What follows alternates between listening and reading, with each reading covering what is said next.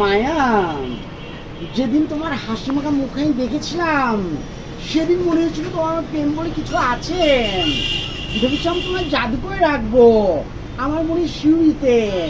ভাগ্য আমার কিছু হয়ে গেল কেন মায়া?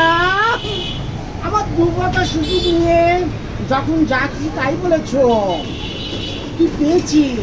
শুধু ব্যবহার, নিচে আসলে আমি কিছুই পাইনি মায়া।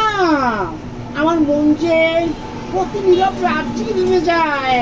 তুমি যদি এত দুঃখ না দিয়ে যদি বিষের বেলাতে তুলে দিতে আমায়, আমি দুঃখকে সুখ ভেবে সে বিষের বেলা পান করিতাম।